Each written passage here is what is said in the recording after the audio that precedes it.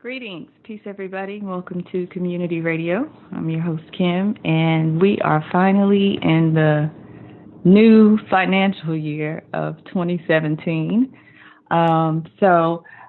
We're starting to have these shows daily now. And today we are airing at our usual time. I'm still not clear on if those times will change, but until I know for sure, we are going to continue to air the show at our usual time, which is from 12 to 2 p.m. Eastern. All right. Today, of course, as usual, there's no particular topic set. You can ask any questions you like or bring up any subjects that you like. I do have maybe a couple of things prepared to talk about a little bit, but I would love to give you all the chance to open up the show. I don't know if some of you all that still celebrate the new year as January 1st, if you have something that you would like to mention about how you celebrated or how it went for you, you're welcome to share that. Before we get started, I just wanted to make a few announcements and talk about some of what's going on with the classes and the challenge that has been put forth. So as you may or may not know, we have started the new spiritual training phase 1 challenge. It started on yesterday, the 1st.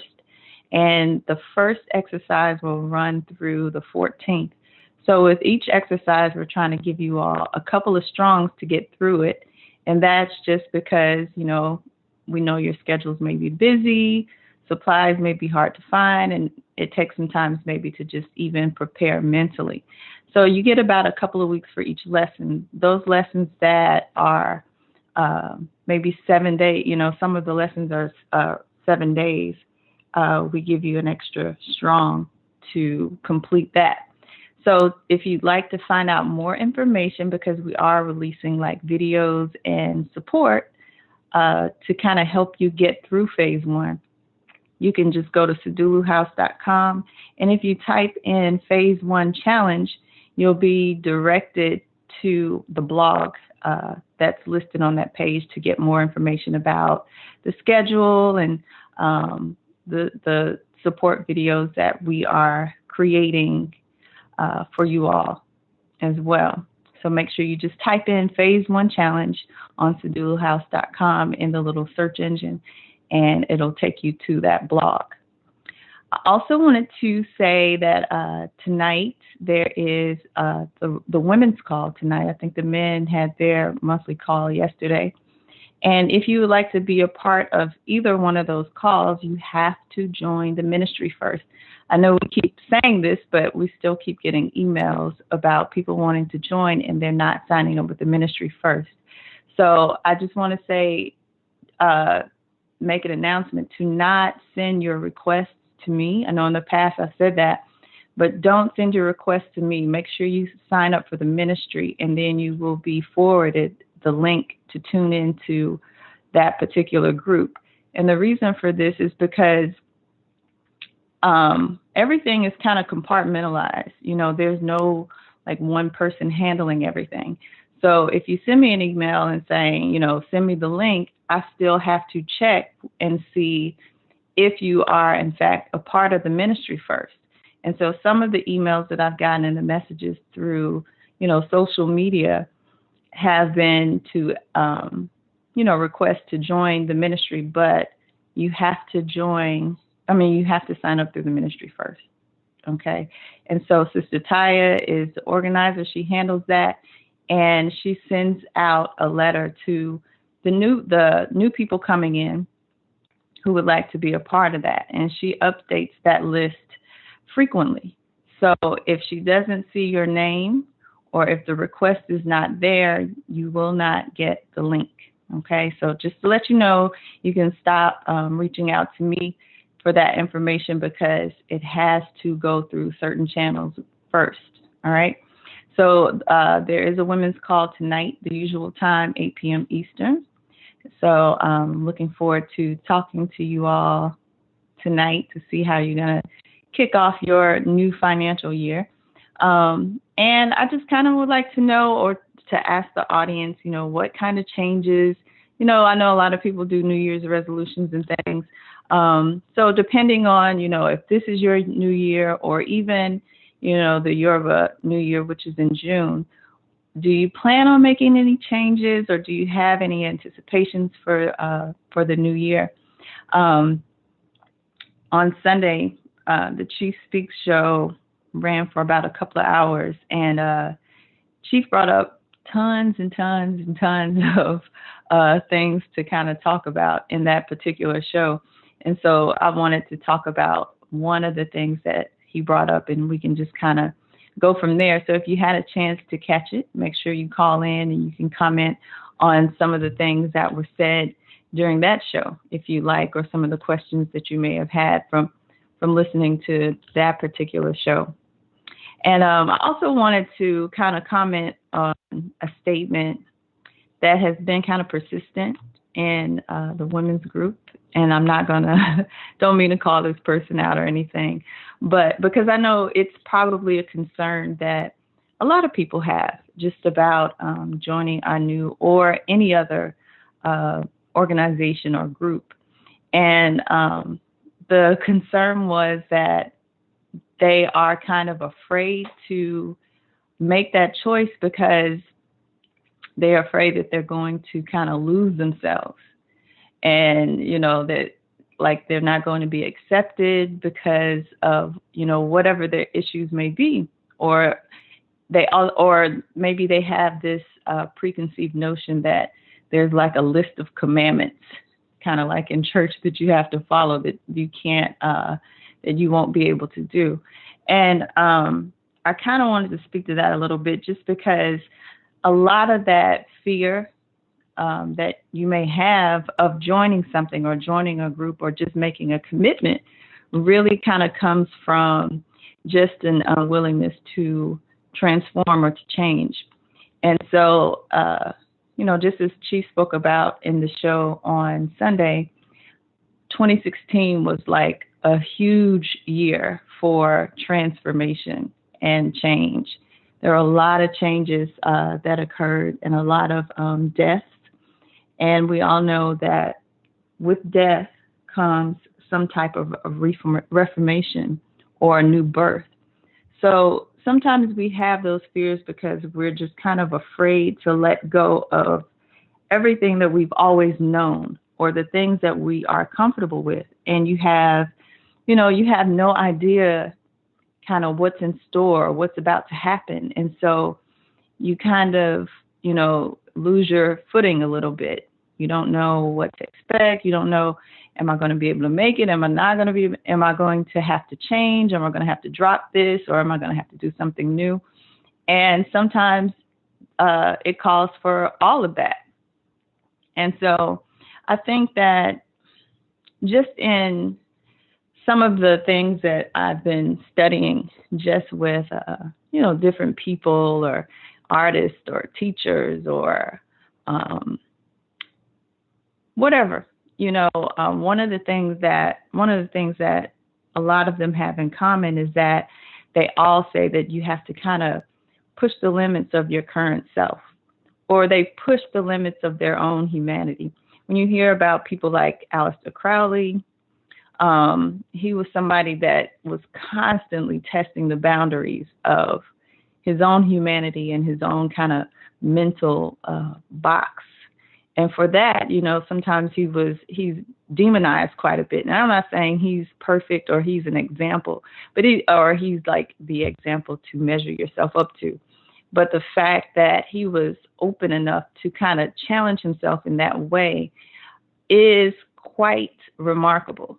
And for the most part, a lot of us, we admire those people. We kind of look up to those musicians or artists or, whatever they are. We look up to those people who kind of step outside of the box. And so a lot of times we kind of herald them and we admire them, but we're too afraid to take those steps ourselves and do the same thing, because it kind of just, leaves you out there for all types of scrutiny, and it leaves you kind of vulnerable. I know one example that comes to mind is Snoop Dogg. And if you all remember, he transformed himself into the Snoop Lion and made a reggae CD. And it was interesting, to say the least, you know. But the thing you have to kind of admire about it is that he completely stepped out of the realm of what he's known to be or known to do and tried something different.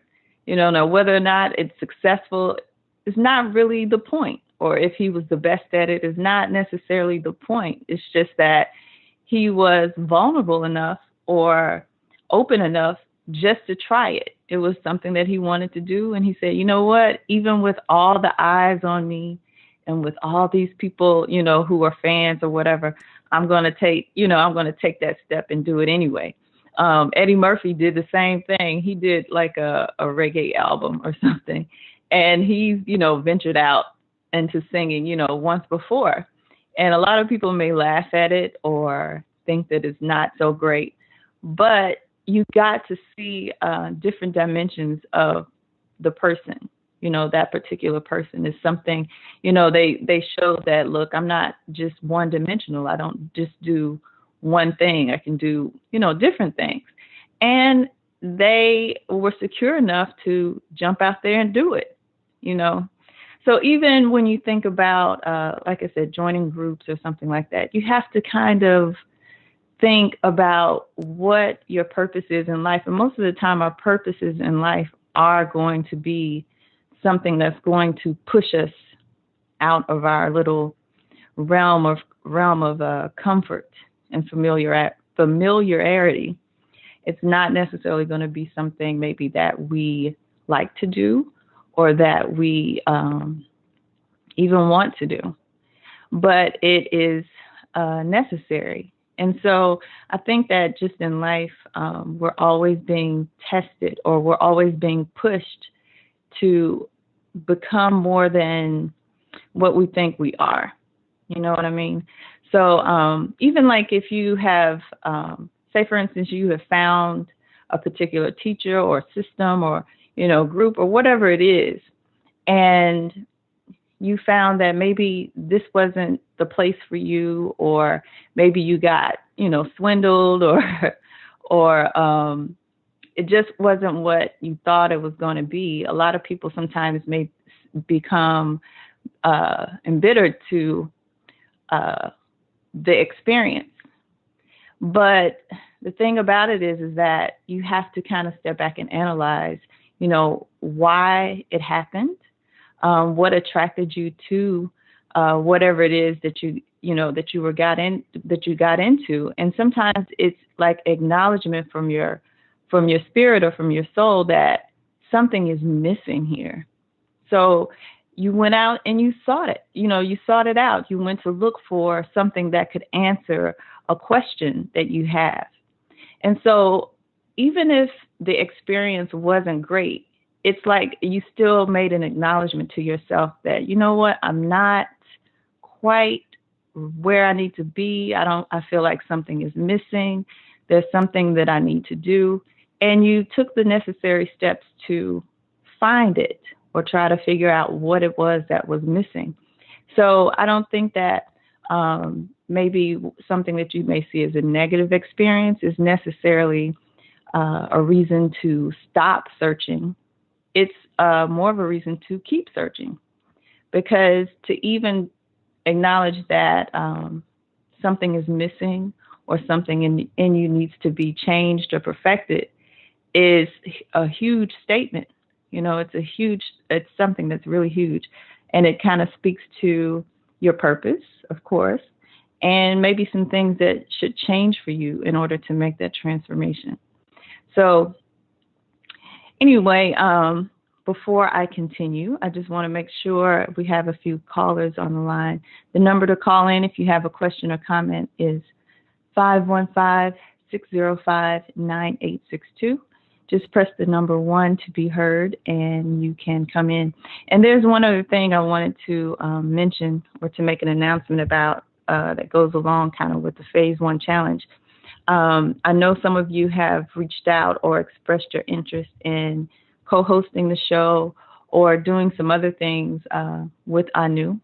But I just wanted to let you know to kind of just, hold on, kind of put it on the back burner a little bit until you finish the class.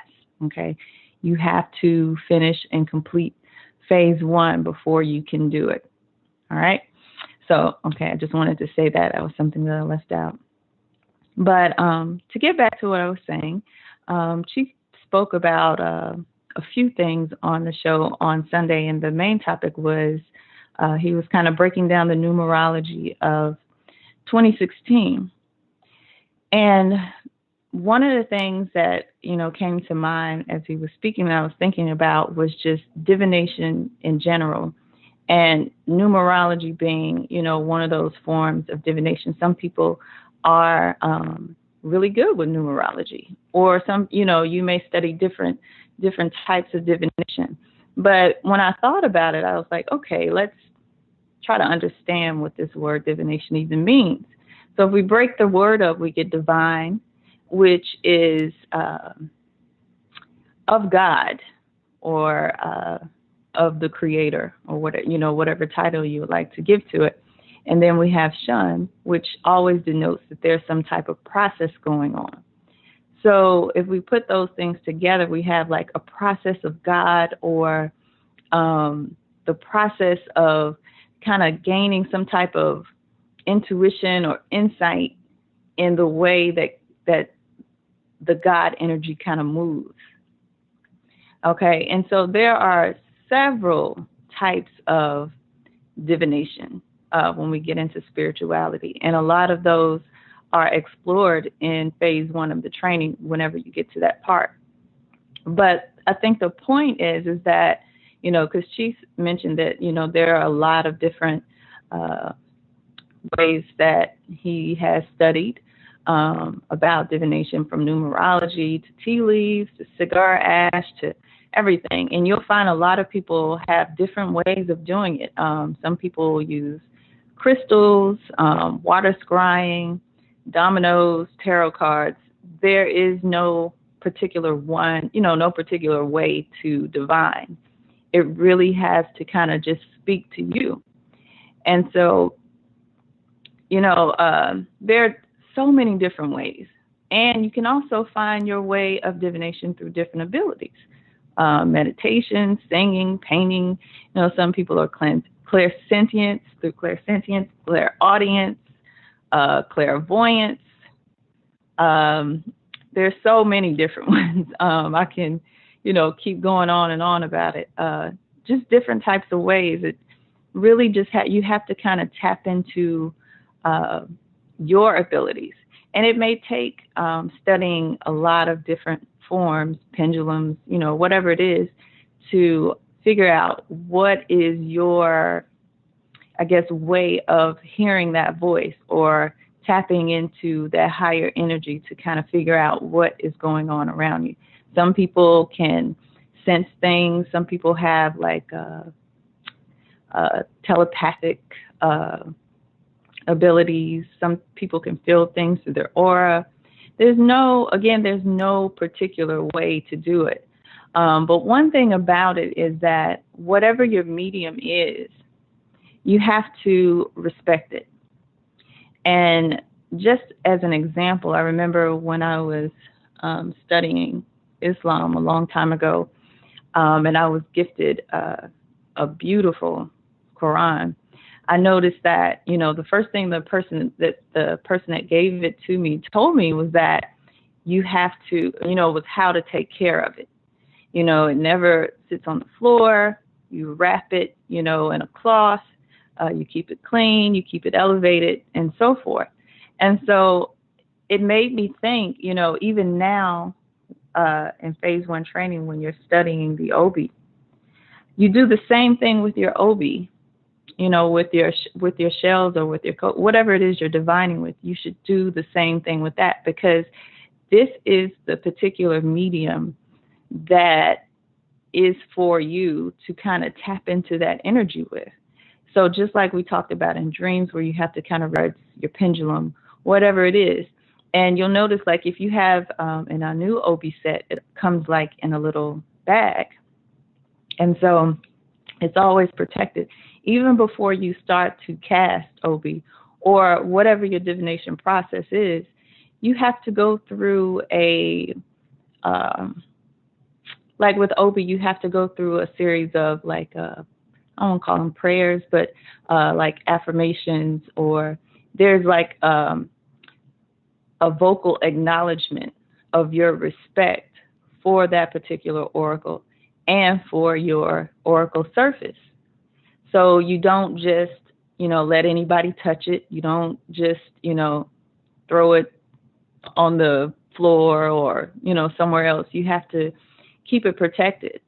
And I thought that was really interesting because even with like the Quran or certain things, there are certain verses or scriptures that are always kind of quoted before you get into whatever it is you're about to get into.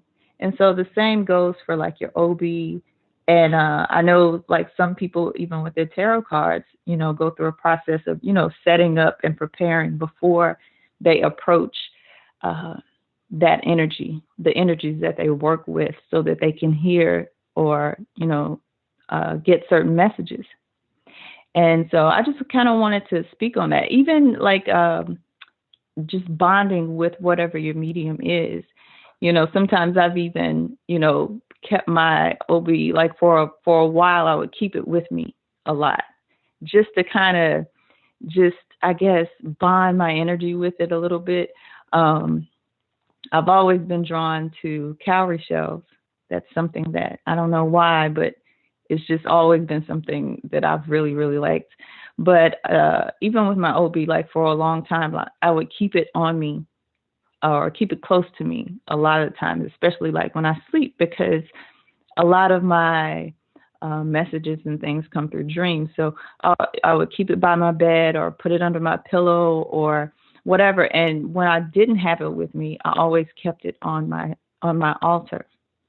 So, just, trying to keep that protected and keep it clean, or going through a cleansing process, or even just saying certain affirmations and things before you start to use it is very important. So anyway, I wanted to just talk about that a little bit, and I kind of want to open up the calls. I know I saw Brother Anwar, he always calls in early, so I think he's probably chomping at the bit a little bit to talk to us about something, maybe. I don't know.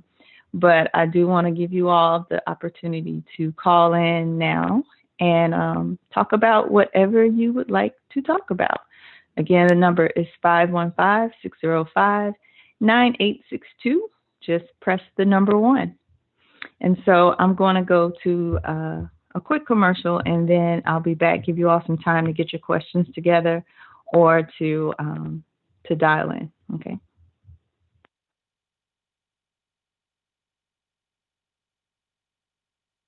Are you ready to take action and rise to the next stage of your evolution?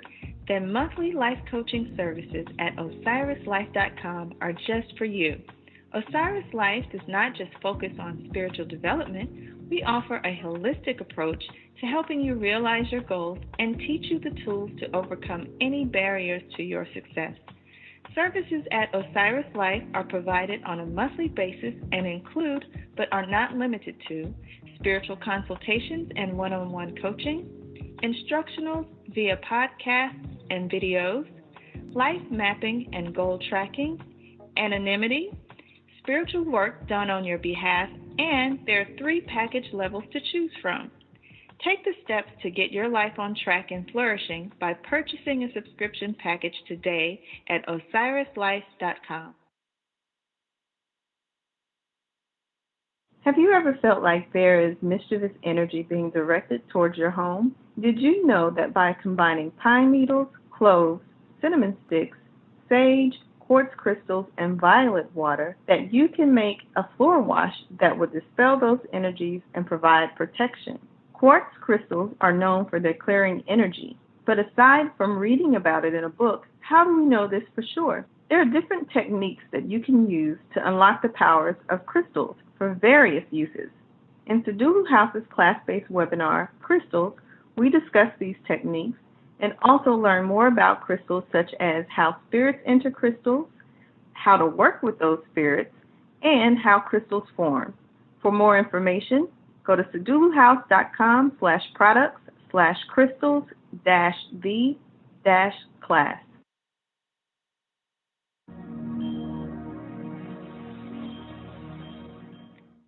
What is water? Why is water used in so many rituals? Why are female deities linked to water? Chinese philosopher Lao Tzu is credited for saying water is fluid, soft, and yielding, but water will wear away rock, which is rigid and cannot yield. As a rule, whatever is fluid, soft, and yielding will overcome what is rigid and hard. This is another paradox. What is soft is strong. What do those three examples have to do with magic and ritual? Gain knowledge, wisdom, and understanding of water by enrolling in Sedulu House's class-based webinar, Water Magic. To sign up for this class or any of the other classes offered by Sedulu House, go to seduluhouse.com/store.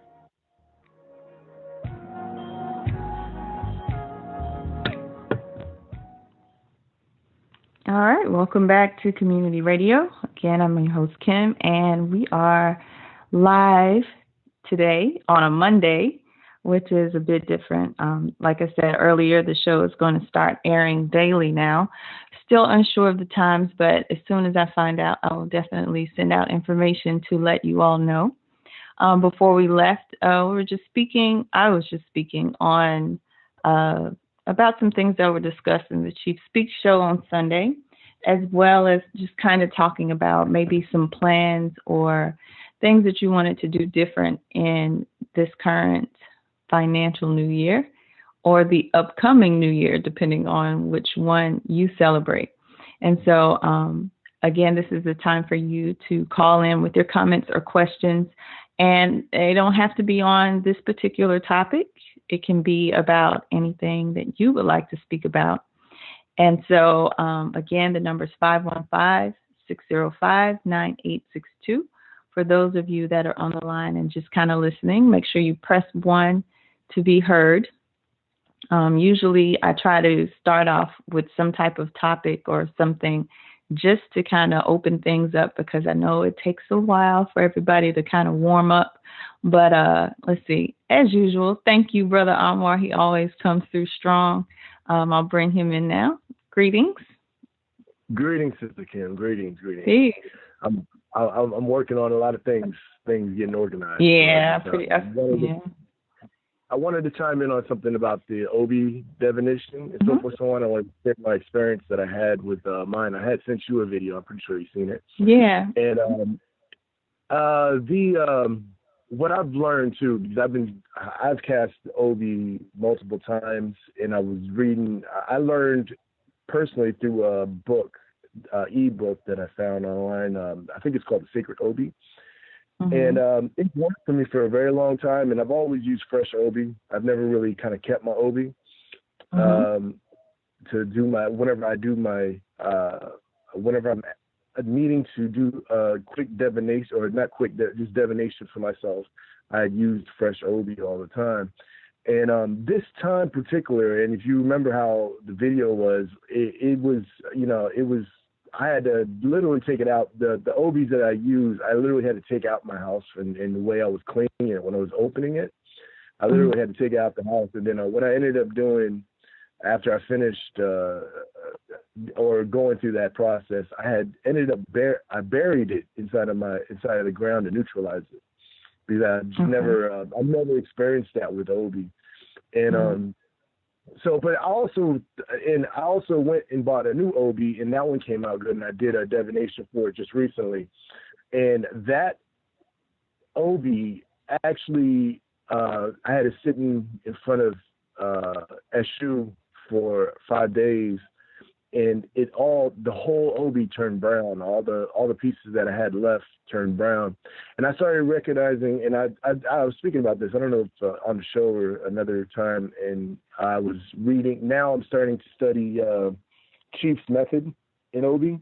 So I think as a divination surface as that, I'm having to transfer my energy into learning that divination process that Chief breaks down in Grasping the Root of Divine Power, because I was so accustomed to using the old ways. And this sometimes what's serving you, and I this way how I read it now is that what was once serving me in the past is done and it's finished. It died. Now it's time to study, regain the information, ingest the information, and activate the information inside of me from the new source that I'm pulling from. So, you know, I give thanks for all that, and I give thanks for the opportunity to be able to do that. So, but the OB, like you said, any of your divination tools, I've always held sacred. A lot of the stuff that I have in front of some of my altars, certain things that I have in front of my altars, I keep there for particular orishas, and they usually stay in environment in front of them where, like, say, what I have for Yemoja, I have sitting in salt water constantly. I try never to let that go dry. I always keep the salt water, the things I have for Yemoja in salt water.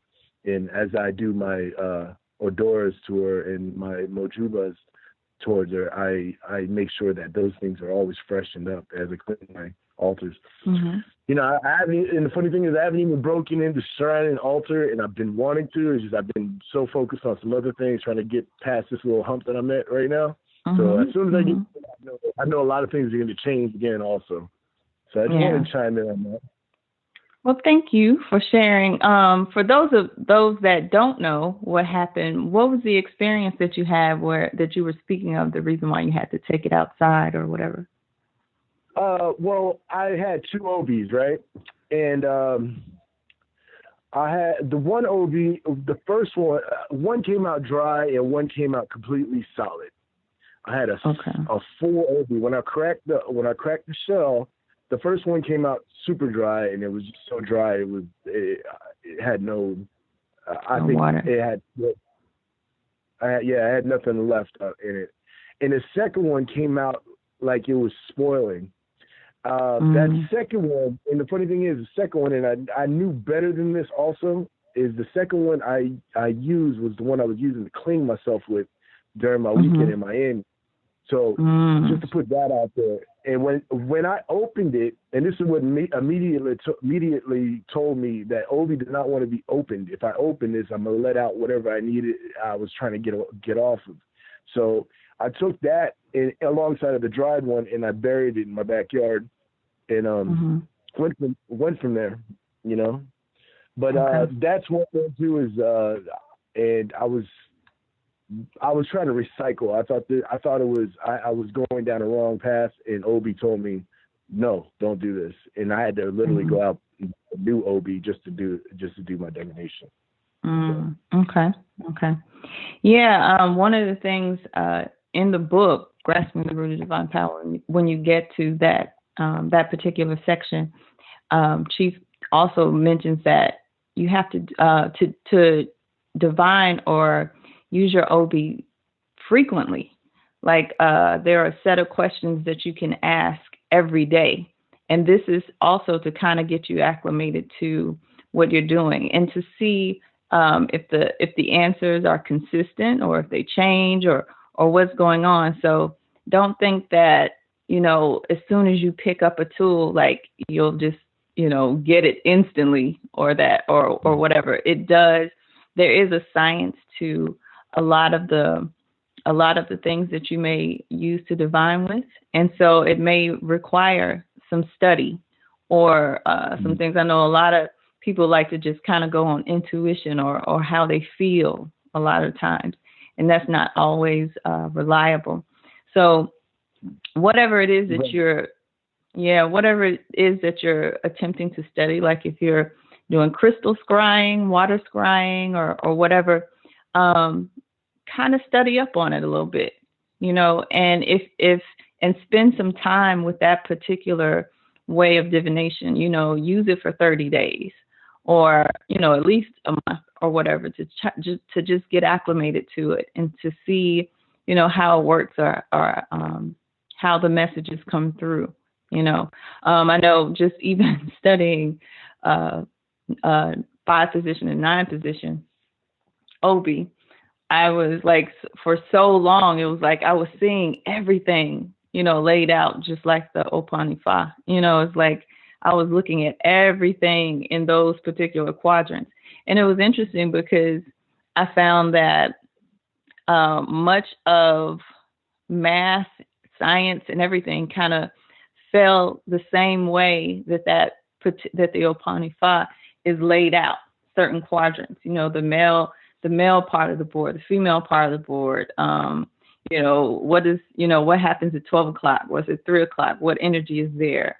All these different things that you'll have to use when you're trying to figure it out. I was like, oh, I was thinking about calculus or algebra, thinking about how graphs are laid out. I was like, oh, this is the same way, And so then it just made me kind of look at other systems and about how they're read, even candle scrying or whatever.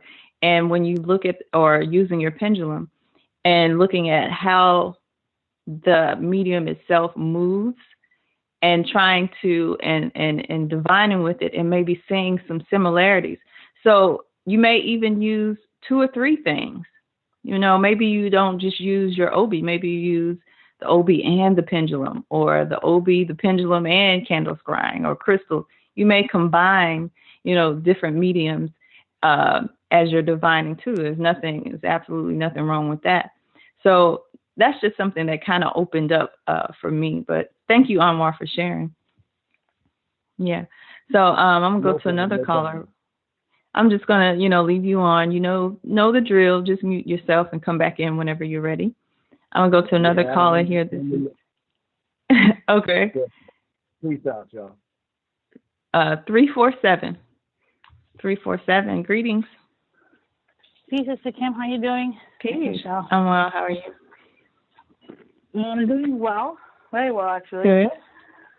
I'm listening to your discussion, and it's bringing so much stuff up, especially as a student. I've been in RNU for 3 years. Mm-hmm. I'm a self-proclaimed procrastinator, right? So I have to admit, Obi, when I first tried it out, I was like, nah, it's too hard. But at the time, I feel like I was all closed off. Mm-hmm. Like I really wasn't open to anything. I possibly could have thought that stuff is that kind of stuff wouldn't work for me. That kind of like mentality. Yeah. So I went into tarot, into multiple decks of tarot for the year. I've done the pendulum. Now I'm trying out candle waxing, but I know I'm doing it because I'm looking for something that would come to me like quick. Yeah. Intuition, like you said, like just that I can just get it quickly, and it's not like that. But recently, I've been talking to my good more since October, and they told me that they prefer the Obi. So when I'm talking to my good and I'm like seeing if the energies are present, I do use my Obi. But when I'm talking to like doing readings, I like the tarot.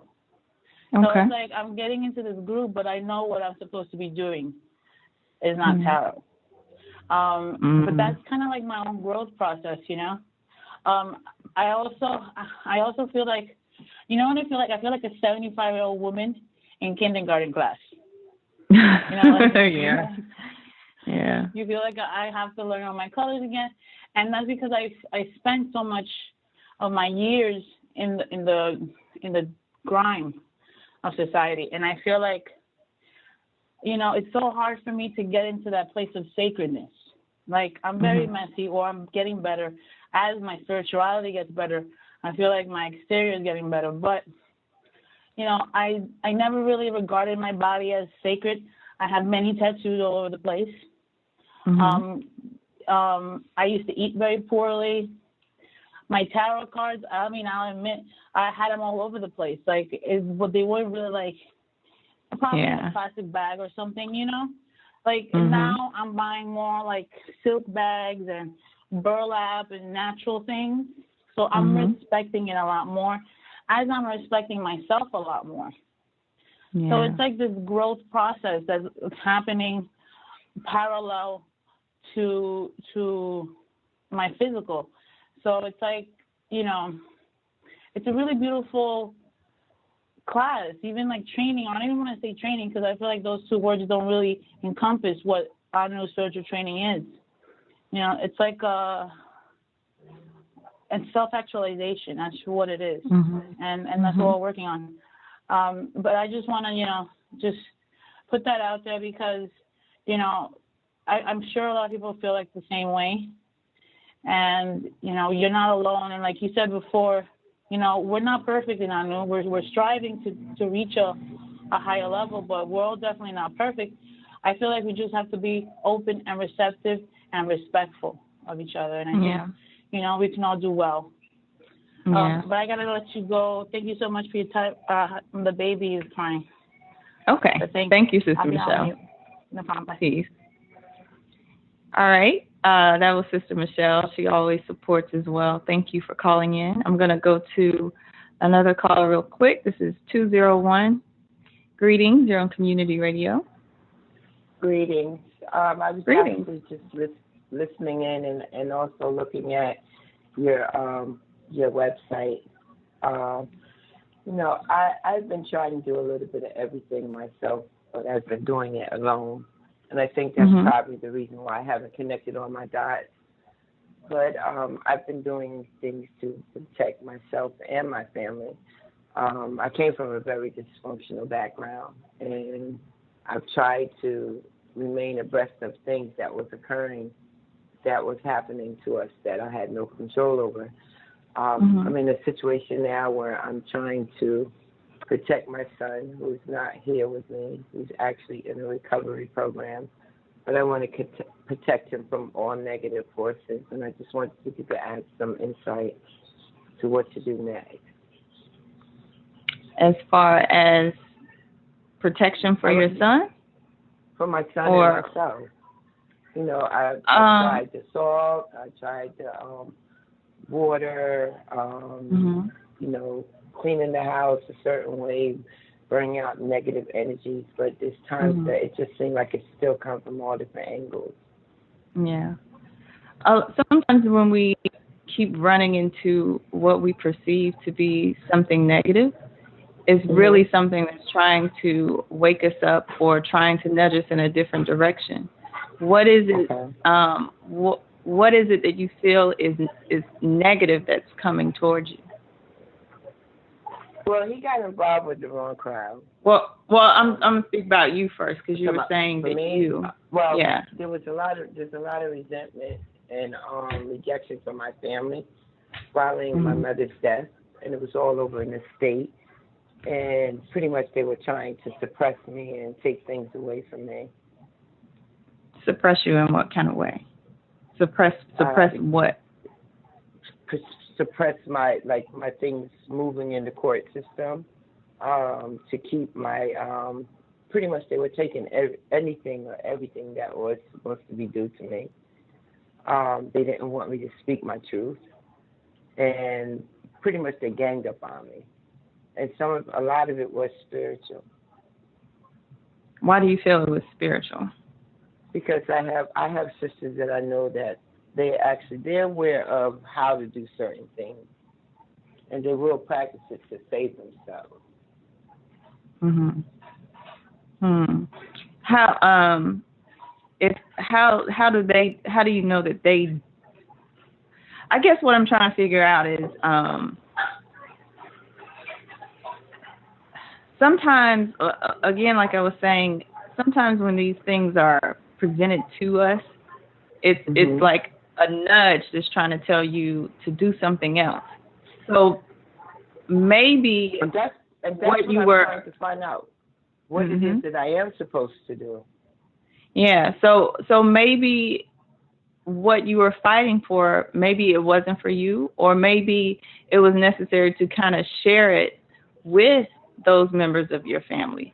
Like really kind of talk to them and see what's really going on, or even speak to those energies, speak to the energy of your mother to see what needs to happen or what needs to be. I know, like, a lot of times, especially among African Americans or if you want to call whatever term you want to use, when somebody dies, it's like that's when all the mess comes out, and people behave at their worst because they're clamoring to the recently deceased belongings and possessions. Like, so the thing about it is sometimes, you were too, because you were fighting them for it. So no, I was away from it. They took from me. To be honest, I've been away from it for about maybe 5.5 years. I haven't received anything. There were certain proceeds that were supposed to go to me, and I didn't get. So have you made peace with the fact that you're not going to get them, or it's just not going to happen?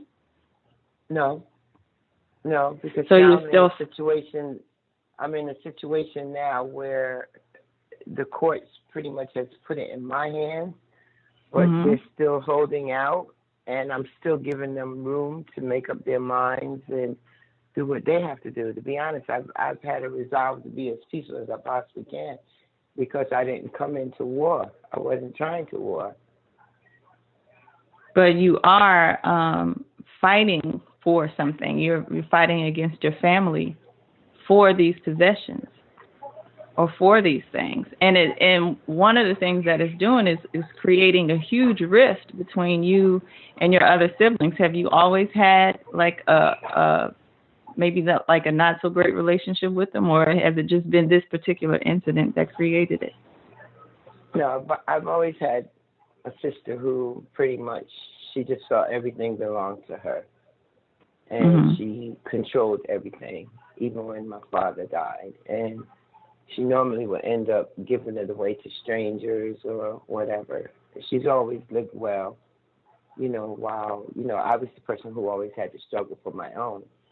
So I still have that mindset of the independence of the matter, but at the same time, I'm seeing things go down the drain at a rapid rate. I'm not talking about I'm talking about properties. I'm talking about, family heirlooms, things that my mother brought with her from other countries, when she lived before. And it's like a loss. So what's left now, I'm just trying to see if I acquire it, I want to put it back together. Maybe you should let it go. My family. Well, it's a lot of money that went down the drain. Well, if it's already gone, it's gone. It's hard for me. What's already gone is gone, but what's here still, I don't want to lose it. I think this is self-preservation at this point. Because I don't have access to it, but I'm responsible for it. Okay.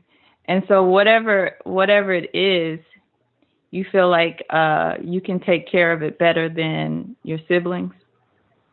Yes. But you also said something that was interesting. Like one of your siblings, you said that she's always lived well and that you've always had to struggle.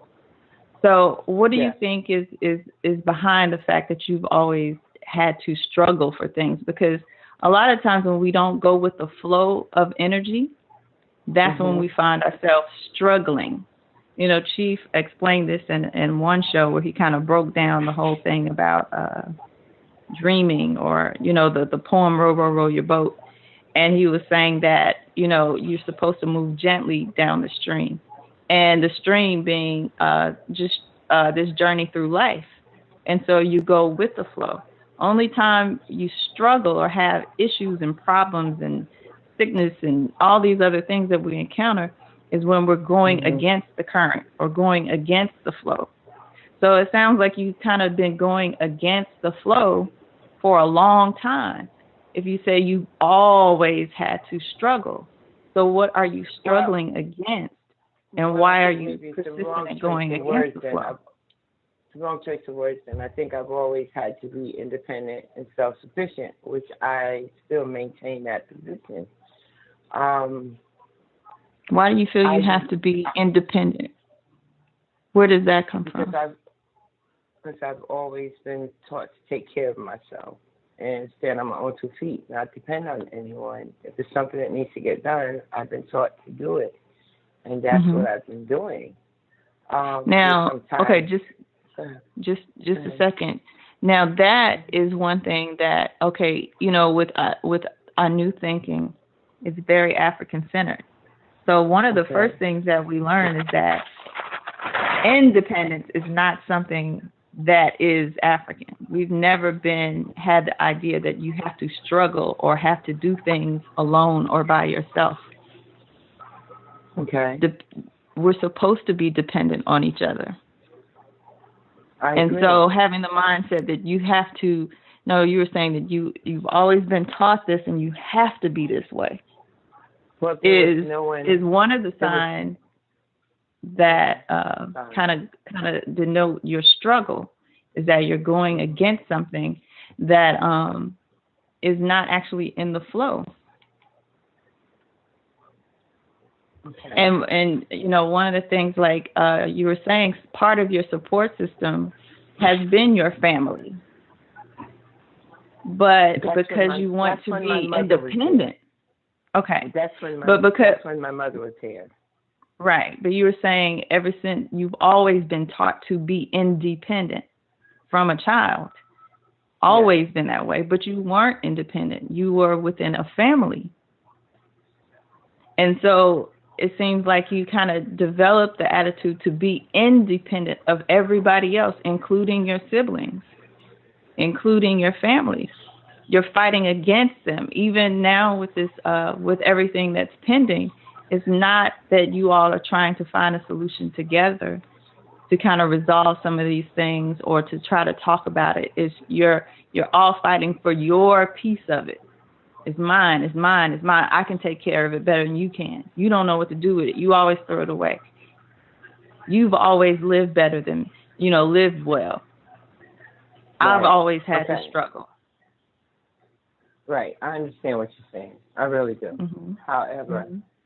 However, I've left the table open for all suggestions of what we do now, and I'm still waiting for, what else do you want me to do? Because I don't have a problem coming to the table. The question coming to the table is, can I trust them again?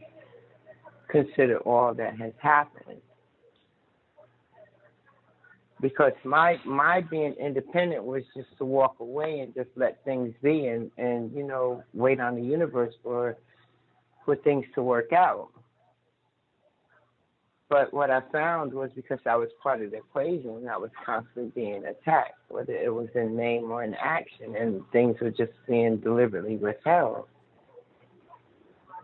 So, I don't think you were being attacked. I think you were constantly trying to be included. And your participation in that is to be separate from it. How so? To be independent of it. You keep saying that it's negative, the situation is negative, and you are just going to just leave it to the universe, whatever that means, just not do anything is your response. I'm not going to cooperate. I'm not going to work with. I'm not going to be dependent. I'm just going to let whatever happens. And what has been happening is negative. It's like an attack on me.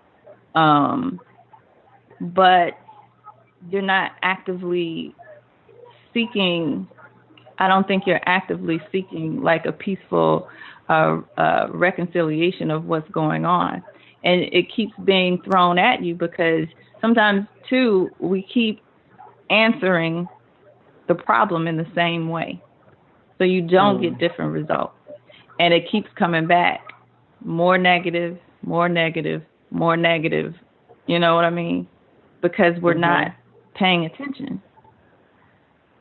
And even when I offered a solution, you were saying, yeah, I hear you. However, it's just like saying, yeah, but.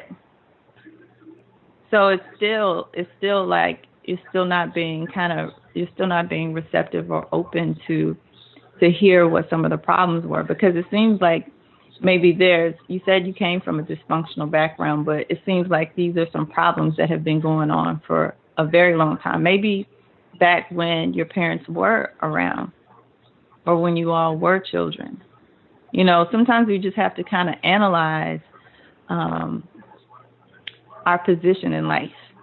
What you see as a struggle that you've been or some kind of outside force that has always been attacking you is really kind of a mirror that's being held up to your face for you to kind of see it. And sometimes it's painful to look at and it hurts, but it's just going to keep coming until you make the necessary changes or until you gain a different perspective. Okay. Yeah. Well, I'm trying to gain it. I'm trying to understand it. It's just a lot at one time. I don't know if it was the fact of me putting up my own walls because I didn't want to get hurt anymore. Because there was a lot of betrayal and, you know, a lot of trickery that was being done with paperwork and all of that. And it just was happening. I mean, I tried to get my interests addressed, but it wasn't. So now I'm in a position now where what's remaining, I just want to put it together again. I'm not here to hurt anybody. But at the same time, I don't think that I'm supposed to just accept being abused or hurt by anyone else because of their own self-interest. But how are you being abused? Financially, I've been the person that's been paying for everything out my pocket for about 5 years, and no one else had to. Okay, well, stop paying.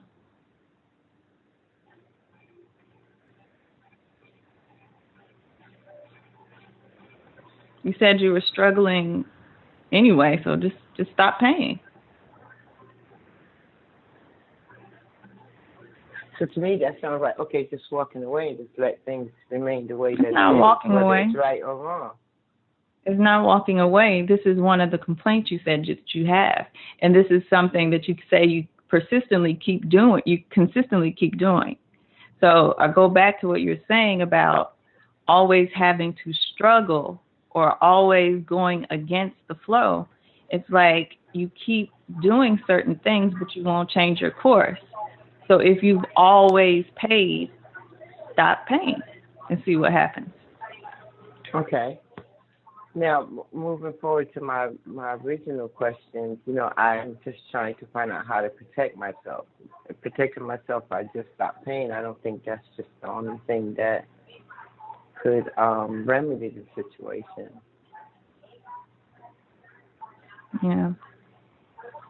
Yeah, I think it's really more a conversation off the air, more so than anything. I'm here to learn. I mean, I'll even go back and listen in the archive. I know what you're saying. It's just that I can't really address everything at one time, especially over the airwaves. Yeah. Okay. I'm sorry, sister. Can I chime in for a second? Yes. You know, I wanted to share this with you because I kind of went through the same thing with my own family. I haven't spoken to them in about 2 years, and I cut ties from them in all ways. And one of the main things that they used to keep me on was this inheritance, and then that I had to work as a family business as a slave because at the end of the day, all this was going to end up being mine, which was a lie. But through that manipulation of the money is how they control you. Because when they don't like how you are or they can control you with their words and persuade you to do things, they'll do so financially. So once I did it up until my parents died. Both of them. I did it up until my parents died. And the people who didn't do anything, who took off and who ran, they're the ones that came back in and created a big mess of a lot of things. I'm not just talking about one property. I'm talking about more than one property. I'm just giving an example that once I cut off that link with the people that were hurting me, that completely helped me protect myself. because not only did I have physical distance, I had consciousness distance. My consciousness was no longer intermingled with theirs. So I was able to protect my family better because I put those hard protocols in, you know? So it's like you have to kind of like weigh your situation and put on a balance. What's more worth for you, you know? And then you come up with your own decisions, maybe you and your ancestors. You know, talk to your parents, see what they think. And if you're struggling with money, you know, you can always do rituals and ask your ancestors for wealth. That's what they're there for. So all you got to do is do some divination and, you know, do your own magic. You're a creator. You don't have to worry about these things. Well, that's all I had to say. Peace, sisters. No, thank you. I'm glad that you said it. I appreciate it. I really do. Okay.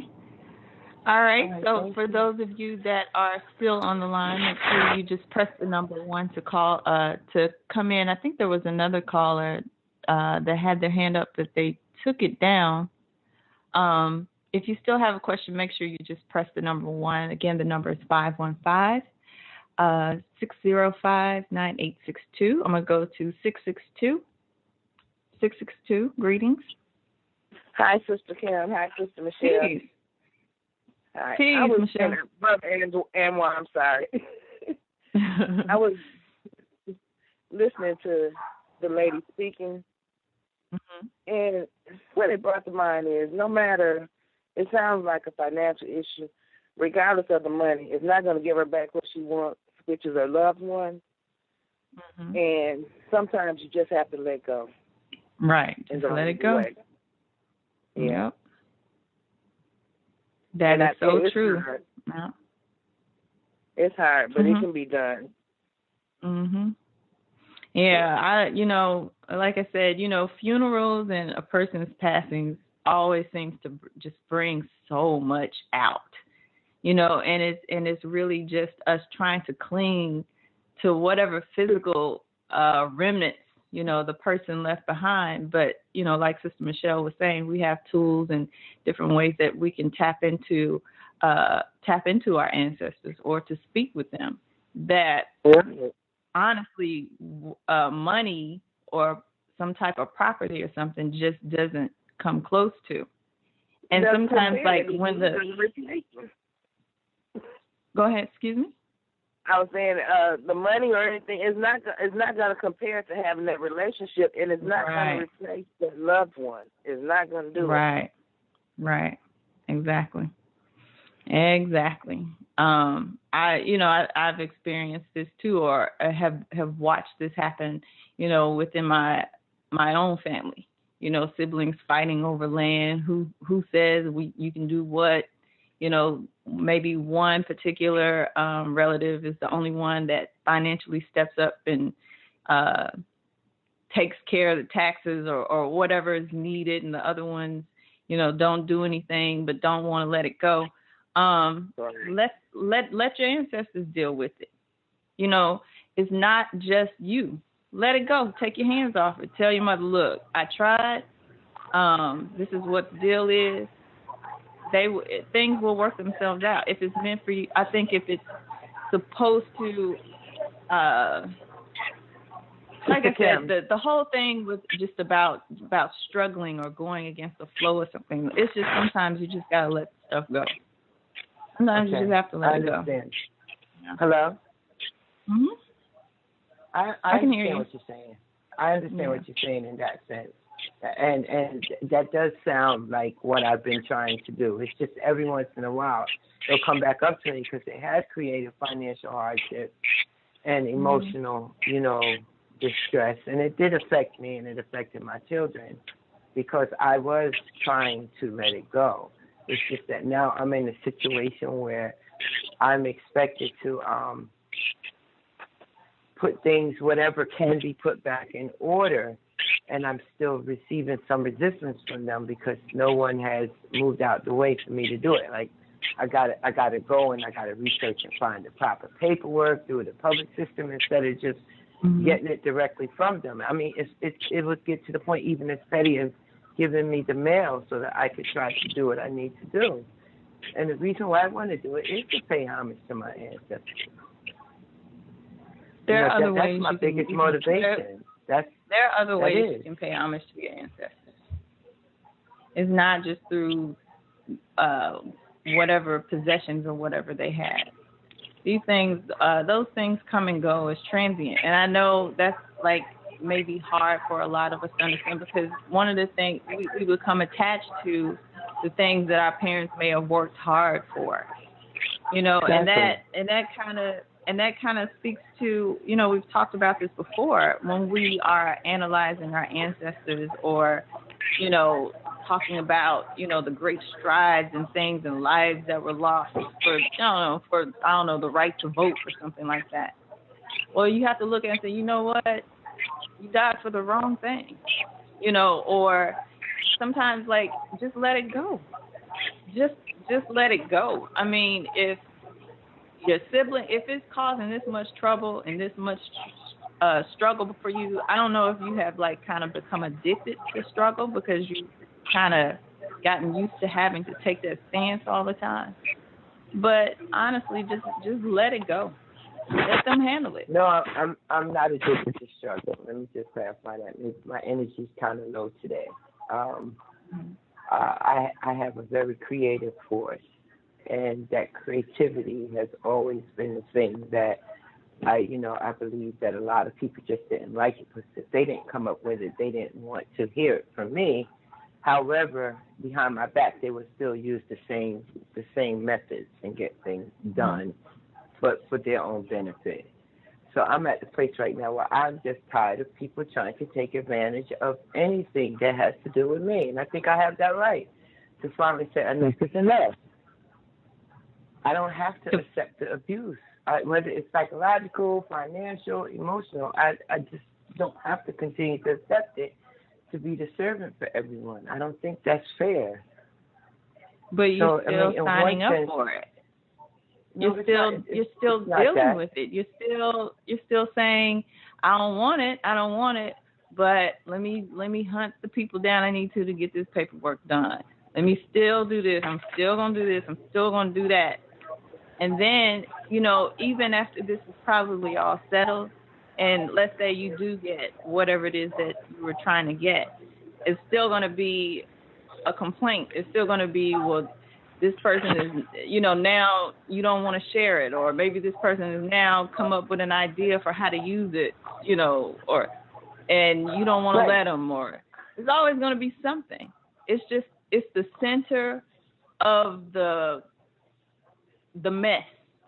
It's always going to be the center of the mess. There's never going to. I don't think there's ever going to be a point of where either side is going to let it rest. I don't care whose hands it's in. If it's in yours, it's going to be a problem. If it's in theirs, it's going to be a problem. Like, just let it go. Let me go to another caller real quick. This is 305. Thank you for taking my call anyway. I do appreciate it. Sure. 305. Hi, yes. Hello. I just wanted to state to the caller, it sounds like an issue that I have gone through myself a few years back, and it has actually taken me approximately 3 years to get over the death of my father, which has caused a lot of issue between family members regarding property. And in order for me to be able to move on mentally, to be able to feel good in myself, I had to walk away from everything. My father, from a child, since I was 5 years old, would tell me about certain properties that he had for me and for my siblings. This house would be mine.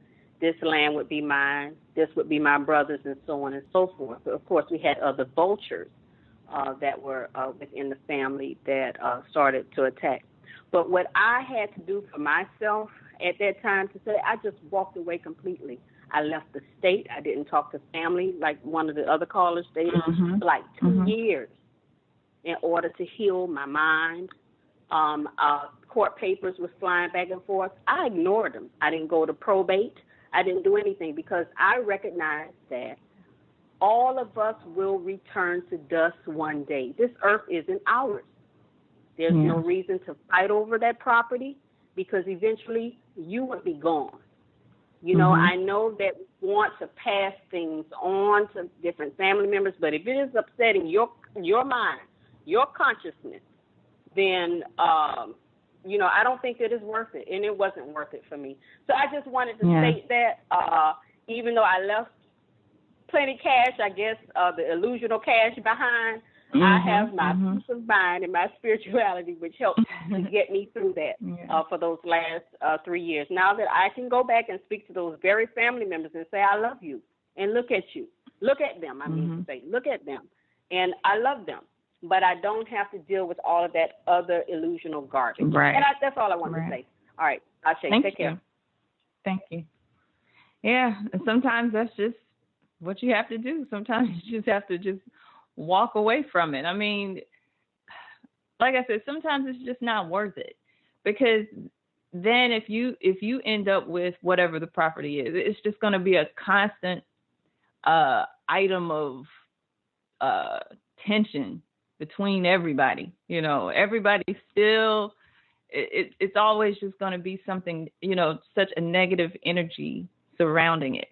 Now, you know, just like Sister Michelle said, and some others have said, like, you can tap into the energy of your mother and speak to your mother about it, and see what solution, you know, what should happen.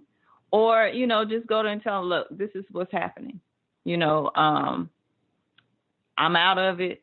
You know, you need to talk to your son, to your daughter, you know, whatever the case may be, you know, to try to get some type of resolution or whatever. But a lot of times it's just not worth it. And you know, the problem with this is because, you know, it all kind of goes back to what we were talking about just in the month of December of culture and not having a proper culture put in place for our families. And so everybody is kind of just off on their own, doing their own thing.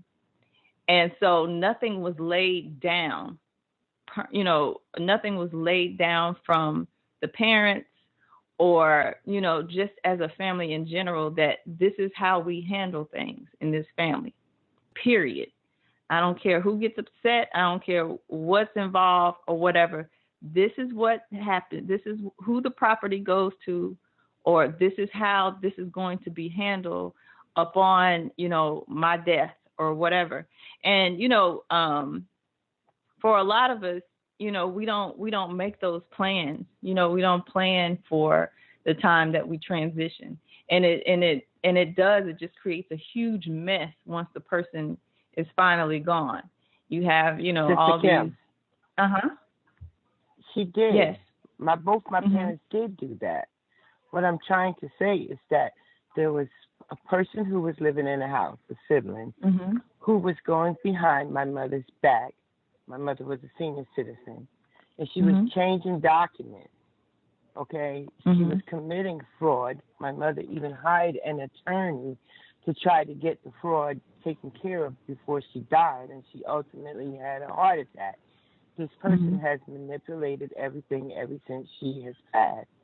Recently, the person contacted me and said, you know, she understands that I have given her time to remain in this house. This is just one of the properties, right? A considerable amount of time, and I did not have to. And she appreciates it. And I understand that. I gave her time because I did not want to be antagonistic. I did not want to be the same way that she has been for 5 years since my mother passed. I'm now waiting for her to do what she says she's going to do, which she should. Because, again, I did what the other callers say to do. I really did, but my name was also involved in the paperwork. It was in probate, and things were actually happening, and it did come out in court, and it was illegal. But the same person who manipulated not only my mother and my father over the years still have not made the move to just move out the way and go do what she has to do with her own affairs. Basically, she cannot be satisfied. So my point is the reason why I'm right now, I'm trying to learn how to deal with things by still not being an adversary, but at the same time protecting myself. Just get out of the way of it. Because it's gone too far. And yes, I do speak to my mother. Yes, I do ask for signs, and I do my spiritual work for self-preservation and for my emotional part of it, because it did take me for a toll. It really did. And it not only affected me, it affected my children. But still moving forward, I don't want this to continue. Because we're at a point now where, anything is anything. I mean, because you have vultures in the court system who love this stuff. Of course. So, again, I did not sign up for a tribal war. Believe me, I did not sign up for a tribal war, and I did not sign up also to eat. Okay, I walk away, but yet I'm going to be held liable. And there was more than enough to go around. I don't get that. So basically, I mean, that's the reason why I called in. I mean, all the suggestions, I have taken that same suggestion on my own. I had to walk away because I had to function. I couldn't deal with the insanity of somebody else being manipulative. I mean, when you deal with a narcissist, and that narcissist is someone that's close enough to affect you, you don't have to see them, but everything that they do is still affecting you, and you're like, wait a second, why am I getting these bills? Because my name is on a piece of paper, and there's no benefit there, so I still have to protect myself. I'm certain that, I still have to pay what I have to pay, and I will, do what I can to the best of my ability. So it's not just a matter of fighting over what's left. It's a matter of, no, I'm gonna try to make sure that my affairs are in order. Okay, well, I think that you've gotten a lot of good advice from the callers and everybody. Absolutely. Maybe you need to have a reading done or seek some other advice. Like you said, there's probably more to the story. So, and there's probably some, things that you can't get into over the radio. And, that's understandable. Okay. But yeah, maybe you should schedule a reading about it. And I want to say thank you to the other people that called in and, had a comment. I do appreciate it. All right. I really do. Thank you. Okay, thank you. Thank you. Have a good day. All right. We've got about 40 minutes left of the show. Again, the number is 515-605-9862.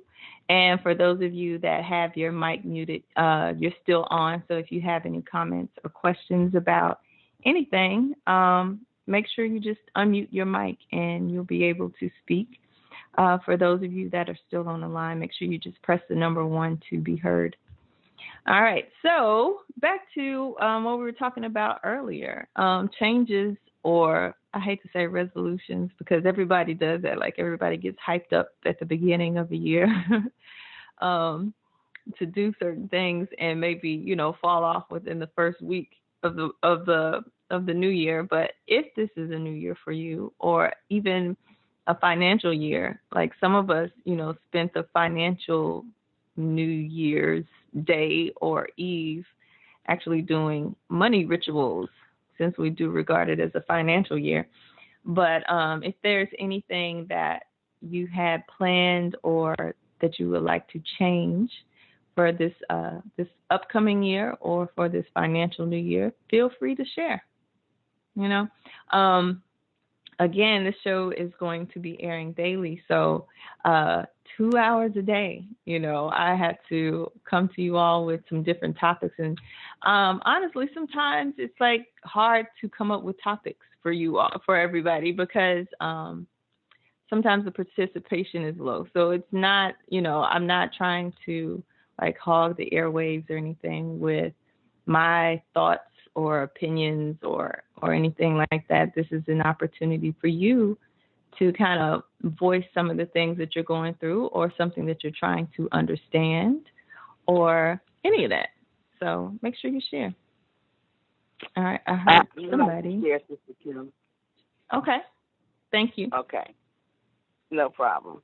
I have decided to take a travel position, which is like really abnormal for me at this time in my life because I've been so stagnant for the last like 18, 15 years, something like that. Mm-hmm. So I was listening to, I had to listen to Chief Speaks last night at work. Mm-hmm. He was speaking of the maiden, the wife, and the crone. So it took me some time to realize that I am now the crone. Mm-hmm. Yeah. Uh-huh. Yeah, a lot of us don't want to accept those different phases of life that we are actually in. Yeah. Right. I was talking to my brother about it today, and I said, well, that's been my problem. I said, it's just like that. I have been looking for a word when I should be looking for a sage. Mm-hmm. And yeah, those so you said you're going to start to travel more? Is that what you were saying? I took a travel position. I'll be going to Tennessee for like 13 weeks. I don't know if I'm going to keep it up or not. Oh, okay. What are you going to do in Tennessee? I'm a nurse, so I'm going to be working in a prison. Oh, traveling nurse. I thought you were saying you were going to travel more, like you personally, but you're saying for work. Okay. Well, I'm going to do that also. I booked another cruise. I took a cruise with my father and them last year. Oh, so nice. This year I want to go to Belize for some reason. I don't know why. Ooh, nice. And I'm waiting on the Africa trip with Anu. Mm-hmm. Oh, okay. Okay. Yeah. Yeah, I'm that ought to be a pretty good trip. on that one. Okay. Yeah. Those. Let me tell you, that's something that we talk about. That we've talked about before in the women's group. Just the different phases of life, and how just as women, how we don't have that support amongst each other, so that we can transition through these phases, at the proper time. Like there's no outline. We keep, especially in American culture, it's like it's just this constant push to stay young. And then once you start to age, it's like you're just kind of thrown out of society. There's nothing left for you. So everybody is constantly pushed or constantly obsessed with trying to stay young. Let me get some plastic surgery. Let me, whatever it is I got to do, let me dress inappropriately. For somebody not my age, I just got to try to keep up. I can keep up. That's the thing. Like I can keep up with you young girls. I can keep up, or whatever. When it's like, nah, we need the crone. We need the maiden. We need we need all of those women. And you need the different women there to tell you, okay, look, you're moving into this phase. This is what's going to happen. These are some of the physical changes you're going to experience. This is some of the emotional stuff you're going to experience. But these are some of the great things that come with this particular phase of life. You know what I mean? So it's like, we can age gracefully, and so we can kind of be of some type of help, for another woman, that be that support, for her. I know a lot of times, especially, like you said, that crone phase, like a lot of women fight it tooth and nail, you know what I mean? And so because of that, women that are younger, they don't have any wisdom that's imparted down, that's passed down to them from these older women, because all the older women are trying to be young women. It's like, no, like I need your expertise on this situation, or I need to know how to handle this. Like you have all of that life experience, and you have all of that wisdom from, what I'm dealing with right now. So there is value in each phase. But, again, American culture just kind of teaches us like, just stay young. You got to stay young. What is it, 50's the new 40, 60's the new 50, whatever it is. Everybody's regressing 10 years. But that's like a state of retardation. When you're constantly going back, that's not moving forward. You know what I mean? It's like you're trying to retard yourself. And what it made me think about is that, irregardless of when my physical body leaves this planet, because I know I'm not finished with whatever my job is, I'll be back. So why should I worry? Enjoy my life and do what I have to do. Go with the flow. Yeah, go with the flow. You know, I remember I was watching this comedy special. I think it was Sinbad, and it was so funny because he was just talking about, you know, aging or getting older. And he was saying, you know, he was talking to his wife, you know, he was like talking to her about plastic surgery, you know, trying to suck this in and suck that in. He was just like, girl, tuck some things in your waist to come on, in your waistband and come on, tuck your breasts in and let's go. Like, he's like, you earned those fatty breasts. Wear them proudly. You know, tuck them in and let's go. You know, so it's just like, you know, it's just, you know, especially with women, you know, like they say men get more distinguished the older they get. You know what I mean? But women, it's like we feel like we're going to be just kind of thrown away or discarded with age because we don't have anything to offer. Like you're not having babies anymore, so you can't be a mother. Well, you think you can't be a mother. But a lot of people kind of regard that, you know, like menopause or not being able to have children anymore is like a death. Like there's nothing after that. And nothing in this particular culture, in American culture, shows you that it is. I mean, look at the average life cycle of someone that subscribes to American culture. It's like, you know, you're born, you enter school at 5. You know, they program you to be, you know, it's like you're a battery. You know, they program you with stuff in high school. As soon as you get out, boom, okay, now go to college or work. You know, you enter the workforce. They take all your best years, you know, from you.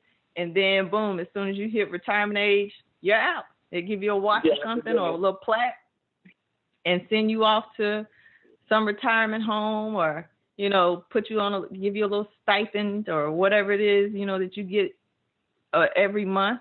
This is how much money you have to live on for the month. You can't work anywhere else. You can't earn any more money anywhere else. So just live on this until you just die out. We can't do nothing with you anymore. You know, it's really, really sad. It's so depressing. So and so even by then, it's like by the time you get to that age, they're like, you know, they've already put the pressure on you to marry, have kids, and induct your kids into the same culture. So as soon as you're put out, they know you probably got 2 or 3 kids that's coming right back in to replace you. So, you know, the system is self-regenerative. It's like they keep, like the battery supply is endless. You know what I mean? It's just a complete circle. Just, you know, work you till you're not worth anything anymore. Kick you out. You have some kids, let them come behind you. Same thing for them. Work them until they can't produce anymore. Kick them out. They got another group coming in right behind them. So, yeah, I mean, we got to kind of settle into and accept those phases and adopt a culture that shows you that there is some value to. I would really like to have a home daycare where I'm teaching kids Pan-Africanism. Right now, you know, I have to work, but I really only have to work for like the next 2 or 3 years, and then I can do what I want to do. Okay. So you want as far as having a home daycare, I won't have any bills that's going to be outstanding, is what I'm saying. Oh, okay. Awesome. That's going to go by real fast. 2 or 3 years goes by super fast now. So that's not long at all. Yeah. So you're going to have a home for, say it again, can you explain it again? A daycare system where I would actually, I mean, if their kids come in here, it's not going to be it's not going to, I mean, they're going to learn their ABCs, but they're also going to learn about their heritage and African culture and our spirituality and things of that nature. Okay. All right, sounds good. You already made plans for it? You got a working plan? I have a working plan. it depends on how this little travel assignment goes. Mhm. And I'm going to do some more schooling. I'm going to go ahead and get my RN because I'm an LPN right now. Get that. And probably do some holistic health courses. And also I'm going to try to get, I'm not even sure if they have any clusters on African history anymore. They used to when Dr. Ben and Dr. Clark. What do you mean, courses? You got spiritual training. Already That's exactly what I need, isn't it? You got all of this information. Like, the information age has passed. Like, that was, like, everybody's in the phase now of action. Like, all that is out there. You don't have to go anywhere to get certified or certification for somebody to know about yourself. That's true. So you don't have a plan, Michelle. Because you keep throwing up these things about what you got to do before. Well, I wanted to go ahead and get my RN because I said I was going to do that. So that won't take me no more than a year, 18 months. Mm-hmm. Why do you want to get that? I'm actually in the process of completing the prereqs now where I signed up for them. Why do you need that? Why do you want it? Actually, I'd like to do some holistic health also. I'd like to be able to sell herbs and do holistic treatments. Woo! Okay, somebody needs to mute that. Oh, okay, I thought that was another call. No, I was asking, why do you want to get an RN license? Because they make more money. That's right. But you just said you're not going to be working before what, 2 or 3 more years? 2, 3 more years, 5 at the most. Oh, now you're stretching it out. You're already coming with the excuses. Now you're stretching it out. Yeah. But I mean, really, realistically, 2, 3 more years, I would be set to do a home daycare.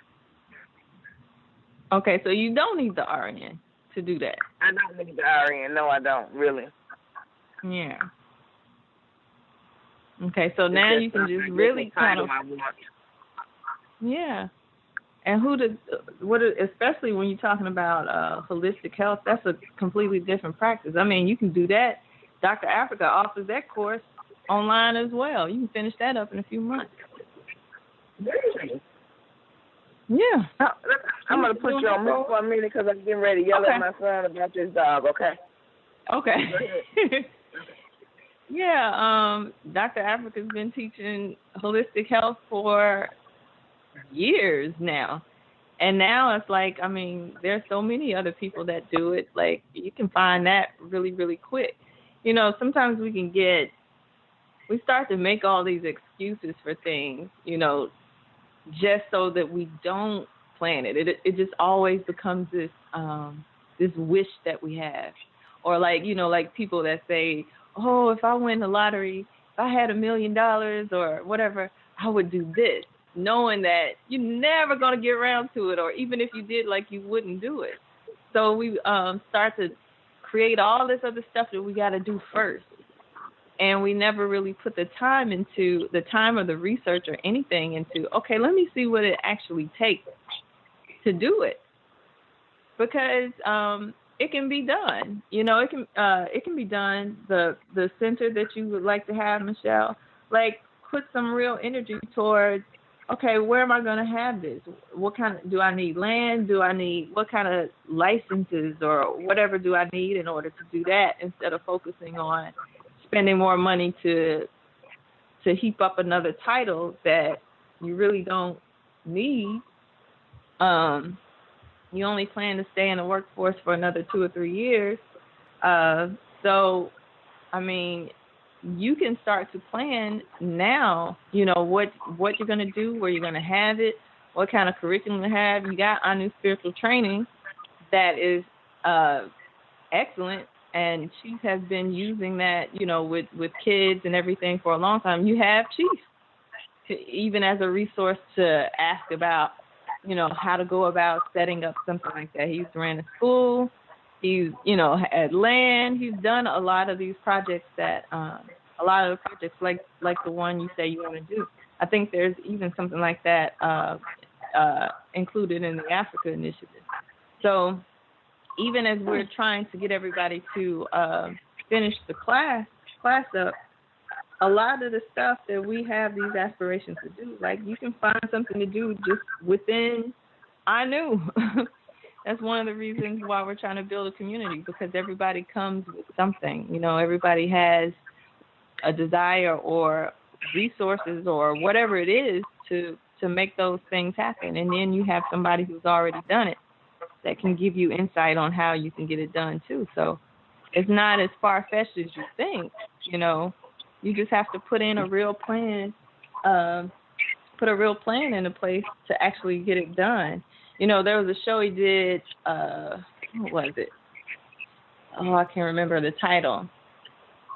I think it was on, I can't remember, where he was speaking about, I think it was positive affirmations or something like that.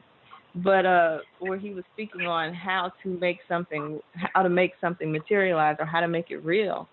You know, he was saying, you know, you have to see it happening and make certain moves, you know, in the physical reality as well to make it happen. So what is the building like? What color is it? Who are you going to be working with? What are some of the problems you may even incur? Like, you have to actually visualize, you know, day-to-day life in this building. Okay, this is what I'm going to do. I'm going to have to get up at such and such time every day. I'm going to walk through the door. This is what the building looks like. Like, you have to actually see it all laid out.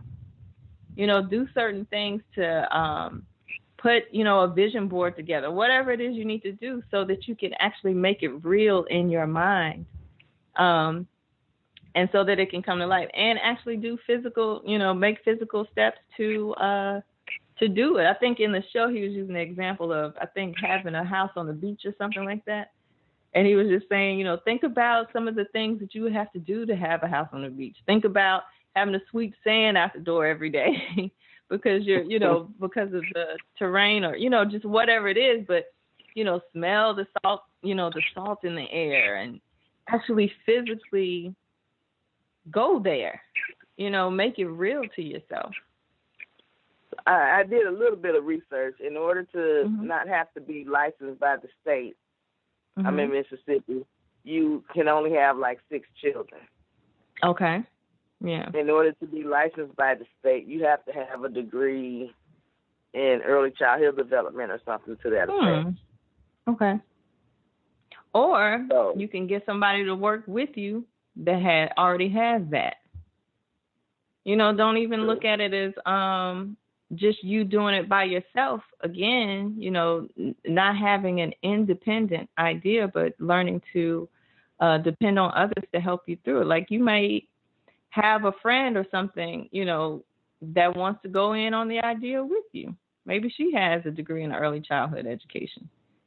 So it doesn't have to just be you. That can go back and get her degree in early childhood education. She's young enough, you know. Yeah.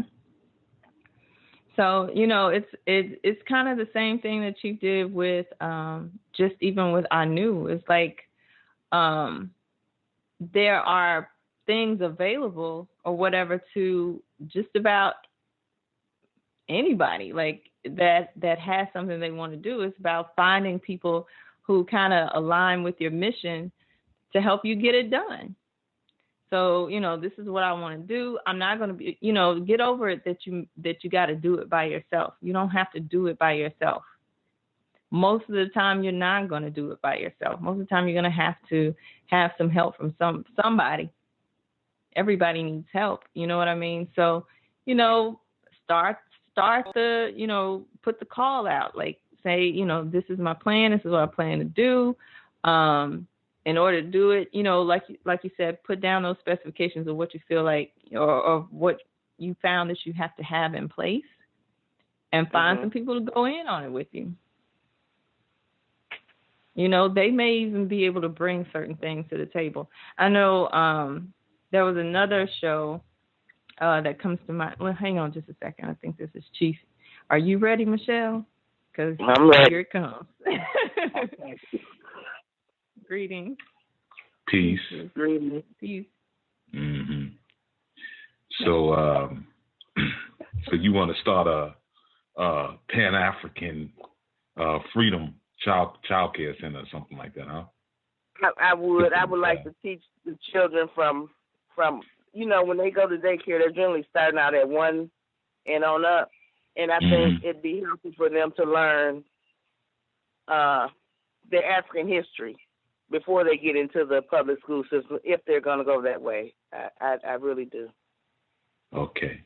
So you have 2 designations. You have a child care provider and you have a child care center, right? And what you spoke about earlier, usually anything over six children, you now are moving into the realm of child care center. Child care provider is 6 and under. You usually don't even need any type of certification, but most states do offer child care provider certification. But okay. Here's the thing: if you call it a child care provider, if you call yourself a child care provider, or you call it a child care center, then you come under those regulations. Because really, the only advantage to calling yourself that is that you get put into the state databases. So, like women or men who need child care, who may need state vouchers, your center will come up for that. If you're not concerned with that, then you will be better off not even entitling it anything like that and skip the state altogether. One of the best things you can do is to call whatever your center is, to call it a Bible school. It's the best thing you could do. Because under that, there's really no regulations. Like when you have, because a lot of churches run daycares inside of the churches. And in most states, they don't have any regulation once it's inside of that church. So one of the things you could do is you could put it in a church. You could find a local church and partner with them, or just present it more like it's a part of a religious order.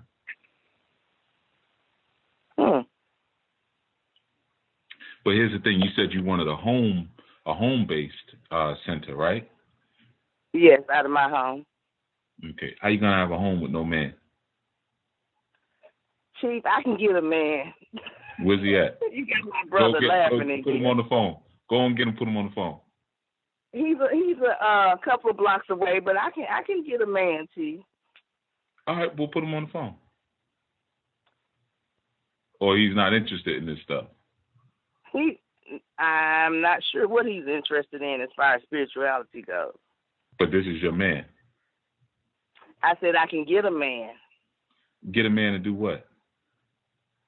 To be my man.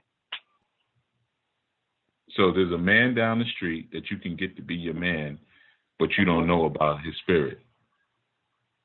He's not really into anything. He don't go to church. He doesn't do much of anything except work. Oh, he sounds like a wonderful example of an African man. He sounds like he's a great man. He don't do anything but go to work on his job, huh? Yeah, he's a independent contractor. He sounds real interesting. So the point I'm saying is that how is it that you're going to have a home situation and you don't really have a home? What are you presenting to these children? A broken home, huh? Well, I mean, I'm asking. You can tell me. I'll listen. I mean, I'm not it's saying just a broken home. I don't have a man in my household. Okay, but you want to have young children, and you want to have it in a home setting, and we already know that technically, if there's no family, there is no home. There's just a house or a shelter, physically. Yeah. So, in order to present balanced teachings, what do you think should probably happen first? I should get a man, I'm imagining. You like that, though. You barely could get the words out. You hate men that much, huh? Why do you hate us so much? Men. I like men. You like how they make you feel.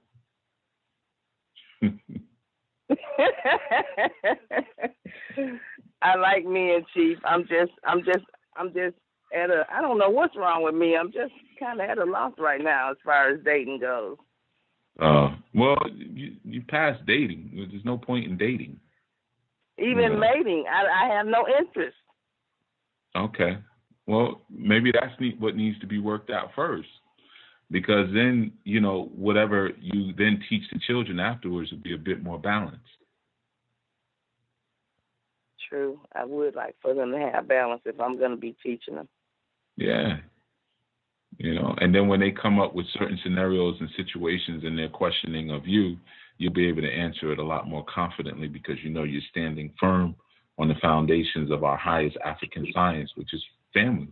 That's African history. And, you don't have to have a brand new husband and everything like that, but, you should have a man, and a man should have a woman. You should have a covering. I agree with that. Yeah, I've been listening to you on the show. You say good stuff. You smart. Men are like you. I'm sure there's some men listening now who say, I like when that sister calling. She says things that make sense. You say good stuff. I mean, you country, so that's one strike against you. But, hey, you're not going to get everything in a package. Sometimes you're going to have to take the books with the biscuits and the gravy, But, I like your country, Chief.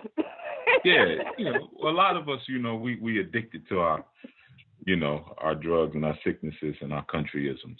But, True. You got to start there. We got to start creating these imbalanced organizations and stuff. A lot of times you got guys want to run rites of passage and they don't have any woman, you got to be careful. Or Elays where, it's supposed to be an Elay, it's a spiritual house, but it's not really a house because it's not ran by a couple. All that stuff is off. All of that. None of that is what we do.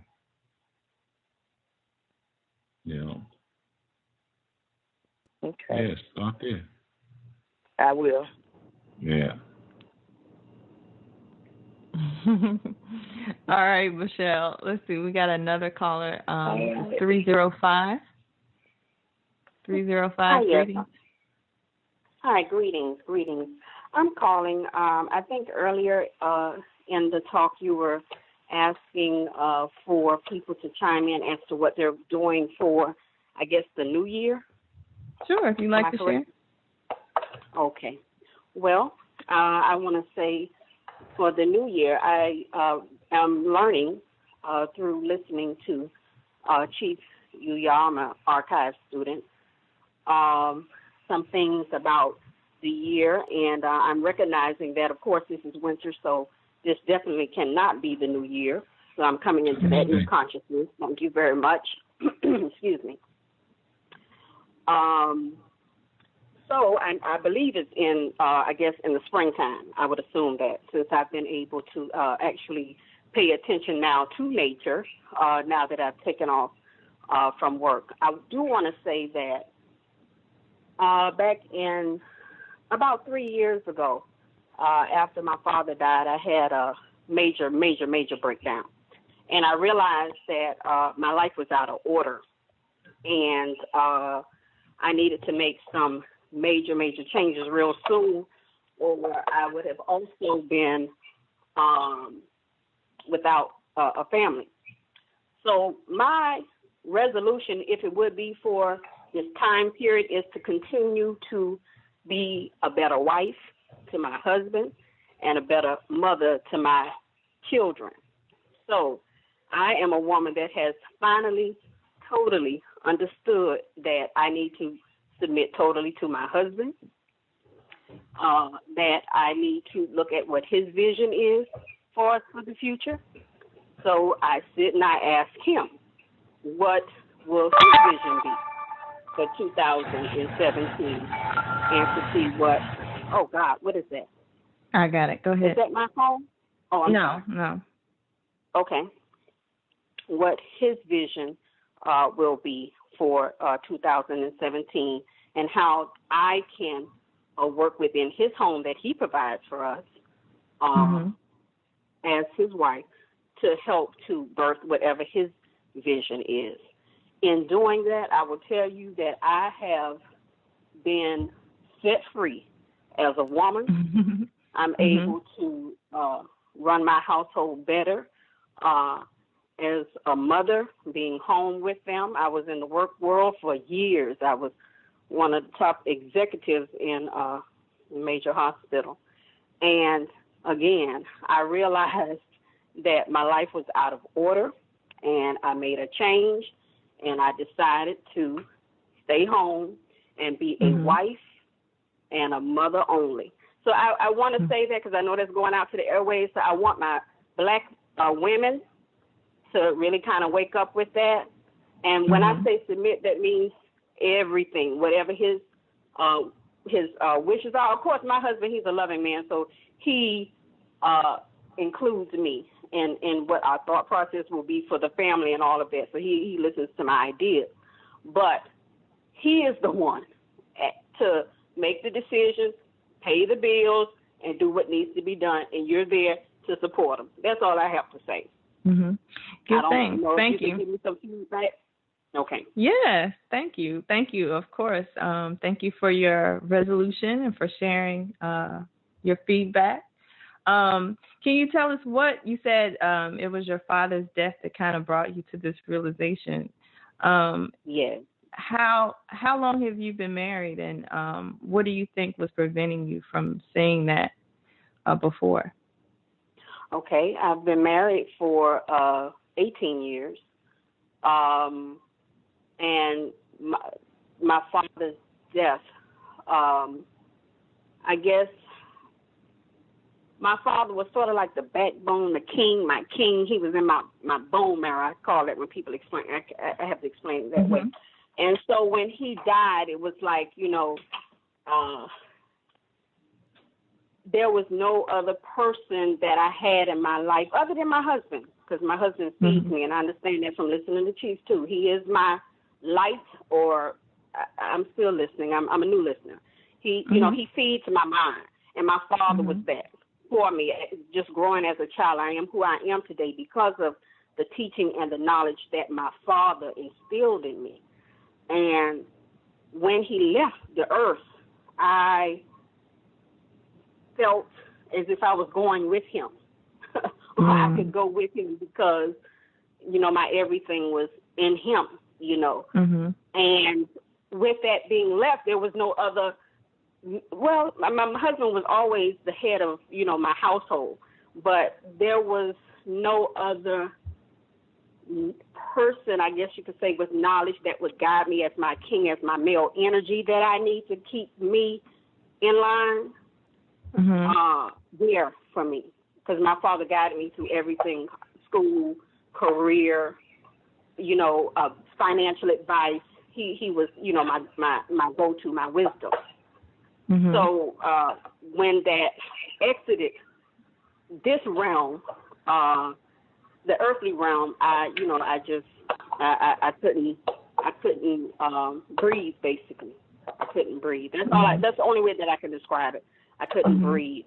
So I took off some time, and my husband, because he had lost his mother at a very early age, he understood grief. And I thought that I would be able to bounce back, go to work. I couldn't bounce back. I was getting sick. All kind of craziness was happening. And I was listening to other career women that I was around, tout, I'm getting a divorce. They just had all kind of family issues, and I noticed this. I was noticing this, and I started having them. After my father died, me and my husband started. But I recognized there was negative energy coming at us, trying to destroy us. When, of course, we were at our weakness because we were both in grief with my father, because we took care of him for 2 years, me and my husband, and all of that was going on. And in taking care of my in taking care of my father, having to feed him, bathe him, and do all of those things, you could see, when, I was, caring for my king, and my king was dying, And so it's all those different things. Then I had my husband, who was my rock, who carried me through all of that, carried me through the crying when nobody else could see that. All of those things, and feeding my mind spiritually, and that's a lot of things. That's a problem with a lot of black relationships as well. The males don't feed their females spiritually. So they're in the church trying to get it from the one in the church. You understand? Mm-hmm. So my husband, because he has, his spiritual grounding, he was able to feed me through my grief. And I was grieving for like a year. I couldn't speak to anyone. I didn't speak to anyone except my husband and my children. I was in my home for a year, getting my mind together. And I understand that in doing so, I was able to think clearer as a wife, just concentrating as a wife. That means cooking for my man, cleaning for him, being available sexually because I was so tired mentally from working. That's another one thing. All of those things are intertwined in that, So, it was taking care of my father, seeing all the craziness that the other woman called about with the property. I was the one called about with the property, walking away from all kinds of craziness and just focusing on your household. Because, yes, women, you need a man to get ourselves in control because we are out of control with our attitudes. I had to check my attitude. That was the number one thing. Being flippant with the mouth, being a better wife, having a smile on my face when he comes in, hugging him when he comes in, all of those different things that I hear my girlfriends complain about. When I try to check them about what they need to change, they don't see that. So I think for 2017, I am going to continue the process of checking my attitude, making sure that I'm available for his ideas and what he wants, what's his likes, because he does take care of mine, and all of those different things. And making sure our family is together, we're loving, and everybody's enjoying each other. That's what we need to go focus on in 2017. I think that's an excellent, I don't want to call it a resolution, but an excellent plan. I also want to invite you to join the women's ministry. Sister Michelle and I were just talking about that, how just as women, we need other women to guide us and to kind of teach us how to do, things, certain things, or to give us some wisdom and insight.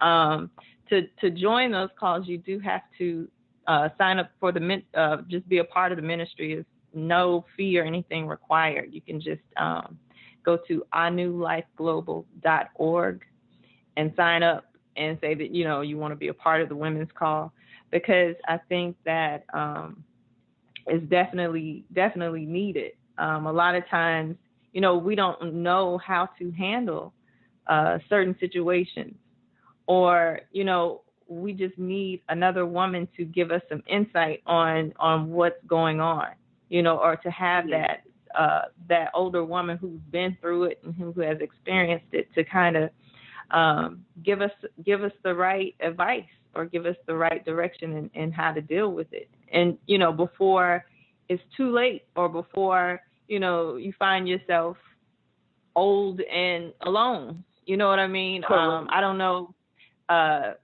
Sometimes, I don't know if the lady that called earlier, if she is married or not, but sometimes, like, when we get into situations, even like the one that she had, just been listening to what you were just saying, it makes me think that sometimes situations like that are all we have going on for us, because we don't have a family, or because we don't have anything to do.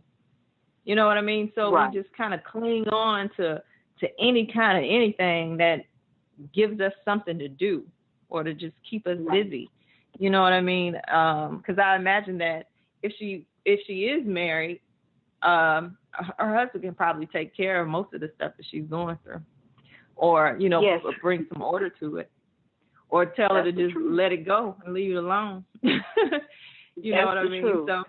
Yeah, because my family was in situations to where it was coming to blows, and my husband had to, between the females, and my husband as the male had to come in and say, listen, you all are out of order, Yeah. So you do need the male energy, and I see that, that's what's lacking in our community is the male energy, and us females being understanding how to yield to that energy and know that it's not saying that you're less than. because that was that was my mindset growing up, because I was under a male chauvinistic type of family structure, wherein it was as if the males were privileged to do this particular activity and the females weren't. So in my younger years, I would say that I was a feminist, an extreme feminist, and which actually drove me. It gave me my, my drive, my will to say, well, you're saying I can't do this particular thing because I'm a girl. I'm gonna show and prove you that I can, and that's what one of my slogans, or whatever you want to put, my affirmations that I'm going to use this year as well. Prove through manifestation, not your words. That's what she said yesterday. So I'm a show and prove type of woman, and so with that, I've had to again learn, and I'm still learning, and I'm going to continue through the archives. I just purchased Grasping the Root of Divine Power. It is a very hard read, slow read, as Chief said, and I'm trying to, work through it, because a lot of it, I guess I have to go back through blog talk as well, decline and alter and all of that. So I'm going to consider the new, what is it, spiritual training, the phase women's 1. Oh, yes. Yes. Oh, that's what you're talking about, the women's. Sorry. Right. And the women's call to see, to fill it out. But I'm still, like I said, filling out the information, and I guess that's basically it. But thank you. Well, and thank you for inviting me to the women's call. Yes, definitely. We would definitely enjoy having you as being a part of that. Thank you for sharing too. Thank you for the advice, and thank you for sharing. All right. Enjoy your day. You too. Bye-bye. Bye-bye. All right. So we've come to the close of the show. We went over time just a little bit, but it's okay. So we will be back again tomorrow, since it's daily now, with another community show. So until then, everybody enjoy your day. Peace.